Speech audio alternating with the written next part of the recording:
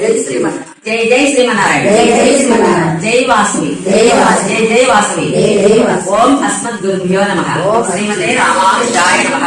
రామాయణంలో నిన్న మనం పాయలేడిని చంపేశాడు రాముడు. ఇక లక్ష్మణుడేమో సీతమ్మ వారి మాటలు తట్టుకోలేక ఆయనకు బాధ కలిగి వెళ్ళలేక వదిలిపెట్టి వెళ్తూ ఉన్నాడు. వెళ్ళిన తర్వాత ఈ రావణాసుడు ఏం చేశాడు, రాముడు లక్ష్మణుడు ఇద్దరు లేరని చెప్పని తెలుసుకొని ఇక మాయావేషం ఒక సన్యాసి లాగా ప్రధానంగా పట్టుకొని కాషాయ వస్త్రాలు ధరించి కమండలాయి పట్టుకొని పావుగోడు వేసుకొని ఒక సన్యాసి వేషం వేసుకొని అమ్మవారి దగ్గరికి వచ్చాడు. వారికి వచ్చేసరికి అమ్మవారు అక్కడ కూర్చొని శోభిస్తా ఉంది. ఎలా ఉంది అమ్మవారు? ఒక పద్మాసనమే లేదు కానీ లక్ష్మీదేవిలా ఉంది. పద్మాసనం లేని లక్ష్మీదేవిలా ఉంది. ఆ కళ్ళు నేత్రాలు కమలాలా ఉన్నాయి. మనిషి ఎంతో అందంగా యవ్వనంతో ఉంది. అవన్నీ చూస్తాడు రావణాసుడు. చూసి ఆహారం కొట్టాడు. అనుకొని ఎవరమ్మా నువ్వు ఈ అరణ్యంలో ఉన్నావు, ఒంటరిగా ఉన్నావు, దుఃఖిస్తున్నావు ఏంటి? ఇక్కడ రాక్షసులు కామరులైన రాక్షసులు ఉన్నారు. వాళ్ళు ఏ రూపంగా ఉంటే ఆ రూపం ధరిస్తారు. క్రూరమైన మృగాలు ఉన్నాయి. ఇలాంటి క్రూరమైన అడవిలో నువ్వు ఒక్కదానిగా ఉన్నావు. ఎందుకున్నావు? ఎవరు నువ్వు ఏంటి అడుగుతాడు. అడిగితే అక్కడ సీతమ్మ సాధువు వచ్చాడని చెప్పని పాప ఆసనం వేసి కూర్చోబెట్టి ఆయనకి అగ్నిపార్జాలు ఇచ్చి ఆయనకి మర్యాద చేసి పళ్ళు ఫలాలు అన్ని చేసి పెట్టడానికి పెట్టింది. పెడతానే ఉంది కానీ రాముడు వస్తాడా లక్ష్మణుడు వస్తాడని బయట చూస్తానే ఉన్నది. ఏమి కాబట్టి రావట్లేదు.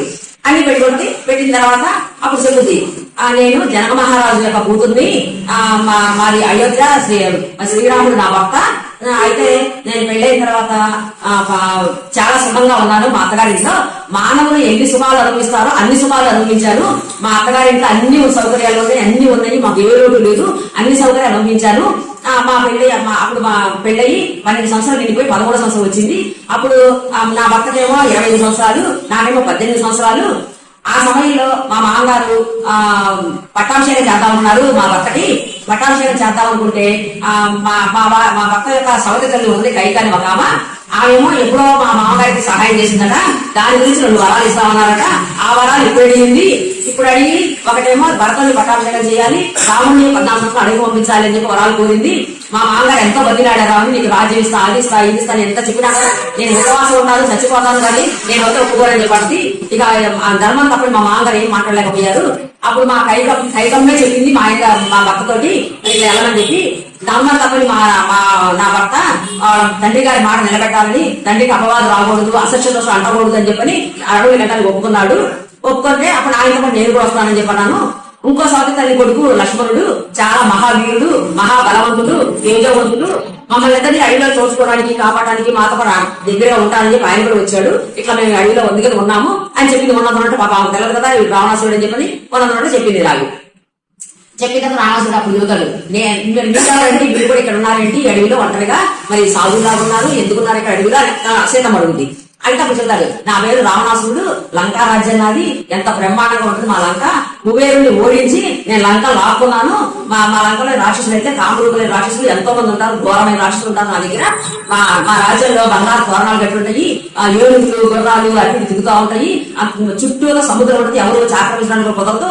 మరి కుబేరుని దగ్గర నుంచి పుష్ప విమానం కూడా లాక్కున్నాను నేను, ఆ పుష్ప విమానంలో తిరుగుతూ ఉంటాను నేను అని చెప్పి అన్ని తన గురించి గొప్పలని చెప్పుకుంటాడు. చెప్పుకొని నువ్వు అతను వదిలేసేసి నాతో పట్రా, నా దగ్గర ఎంతో మంది స్త్రీలు, నేను ఏరి పోయి తీసుకొచ్చి చెరపట్టిన స్త్రీలు ఉన్నారు, వాళ్ళందరికన్నా నువ్వు అందరెత్తివి, నిన్నే రాణ్యం చేస్తాను, నీకు అందరి మీద అధికారం ఉన్నది, నువ్వు నాతో కూడా వచ్చేసి. ఆయన ఎందుకు దేనికి పనికిరాక అడవి తలబడితే వాడు నాన్న వచ్చేసాడు, నేనైతే రాజ్యం ఉంది నా దగ్గర అని చెప్పి అది ఇదే చెప్తా ఉంటాడు. అయితే ఏంటి ఏం మాట్లాడుతున్నావు నువ్వు, అసలు రాముడు ఎక్కడా, నువ్వెక్కడా? రాముడు నాగలాభం అయితే నువ్వు లక్కలాంటివి, రాముడు సింహం అయితే నువ్వు పిల్లిలాంటివి, ఆయనకి నీకు ఎక్కడ సంబంధం ఉంది? ఎందుకు అలా మాట్లాడినా? మేము ఎల్లబడితే రాలేదు, తండ్రి ఆజ్ఞ ప్రకారం వచ్చారు, తండ్రి మాట నిలబెట్టవలసిన ధర్మాన్ని తప్పకుండా వచ్చారు, అలాంటి ఆయన భార్య నువ్వు అడిగేది కాదు, అది ఇదని చెప్పి సీతమ్మ అండి. అనేసరికి ఒక ఏం చేస్తాడు, ఇక జుట్టు పట్టుకొని లాక్ వచ్చేసి అమ్మవారిని తీసుకొస్తాడు బయటికి. ఇక అదంతా చూసి గోదావరి నది గలగల ప్రదేశం ఆగిపోయింది, చెట్లు మృగం ఆగిపోయింది, అన్ని స్తంభించిపోయినాయి ఎక్కడక్కడ. ఇక ఆయన రథాన్ని మాయం చేశాడు, ఆ రథం వచ్చేసింది. ఆ రథం మీద ఆయన తీసుకున్నాడు, వెళ్తున్నాడు. సీతమ్మ వదులు అని చెప్పి రామ రామ లక్ష్మణ లక్ష్మణ అని చెప్పి దుఃఖిస్తూ అరుస్తూ జాగ్రత్తూ ఉంటది.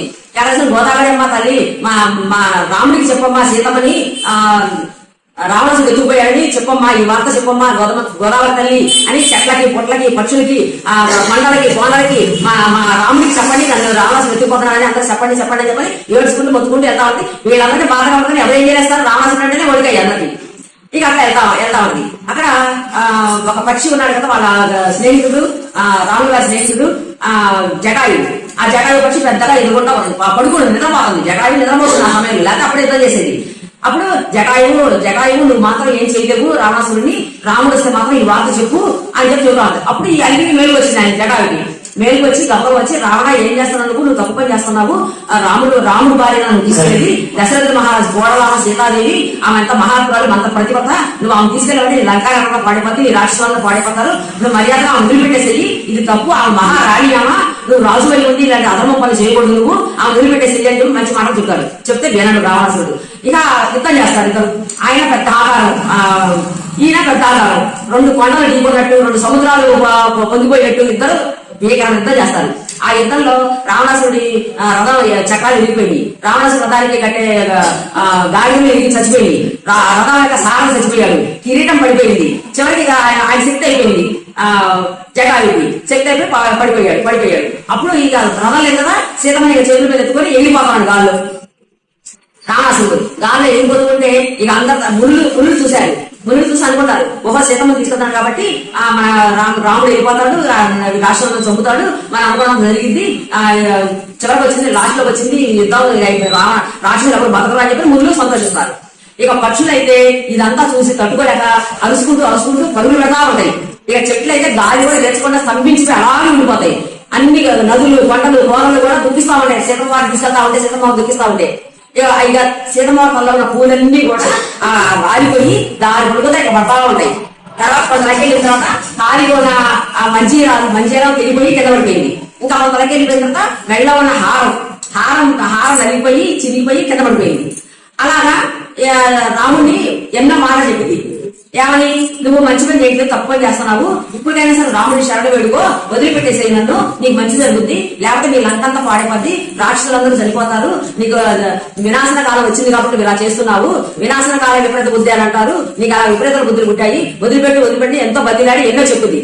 ఏంటి చెప్పినా కూడా వినడు, తీసుకెళ్లిపోతాడు లంకలకి. జై శ్రీమన్నారాయణ.